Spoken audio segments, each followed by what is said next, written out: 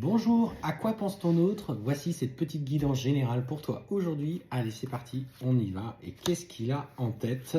Et clairement, ce qu'on voit déjà, c'est que en ce moment, ses pensées sont clairement destinées à toi et tout le ramène à toi. Alors, du coup, on voit que du coup, il est guidé, il est accompagné par des synchronicités et en fait, l'univers est en train de le bousculer dans cette lutte entre ce qu'il ressent pour toi, cette prise de conscience des sentiments qu'il ressent, même s'il rejette.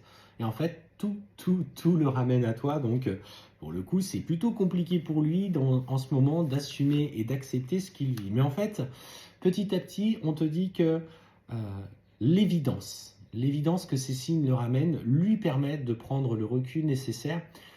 Et finalement, bien qu'il ait vu en toi la personne qui l'a mis profondément dans l'inconfort, qui a su le bousculer ou le toucher par des mots, euh, ben finalement c'était pour son bien. En fait, il n'est plus dans le rejet du lien que vous avez, il est dans l'acceptation du lien, parce qu'il sait que d'une manière ou d'une autre, tu fais partie de sa vie et que tu as cette importance dans son cœur.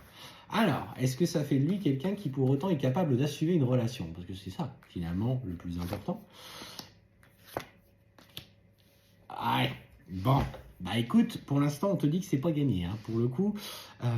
Donc, bien qu'il accepte la nature de votre relation, on te dit que ça vient un petit peu en confrontation avec aussi cette part un petit peu d'ego. Cette part où il a besoin aussi d'être dans la séduction et d'essayer de... J'avais le mot capitaliser qui m'est venu, sur des relations qui ne tiennent pas.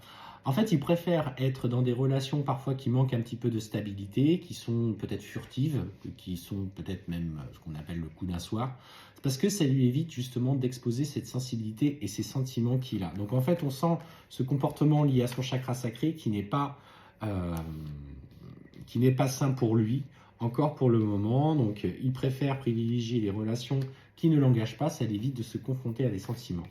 Et en fait, ce qu'on voit, c'est il souhaite maintenir du coup cette distance avec toi, parce qu'il sait en fait clairement qu'il n'est pas du tout au clair, qu'il n'est pas du tout aligné avec lui-même, il ne sait pas ce qu'il veut, mais il se confronte en même temps, dans cette distance, à sa propre souffrance. En fait, il souffre aujourd'hui de l'éloignement qu'il ressent avec toi, même s'il ne l'accepte pas.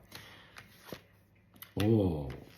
Et en fait, ce qu'il veut d'abord, et là, clairement, on te dit, dans le plus profond de ses intentions, dans le plus profond de son cœur, ce qu'il demande, c'est enfin à trouver ce juste équilibre et de trouver la paix dans sa vie.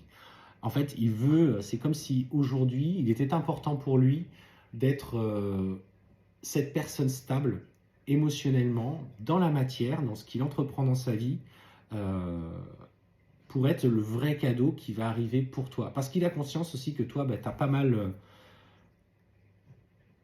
mal été chahuté, tu as pas mal été cabossé par la vie, dans tes relations, dans tes souffrances, qu'il ne veut pas te reproduire. En fait, il a cette culpabilité de reproduire des schémas.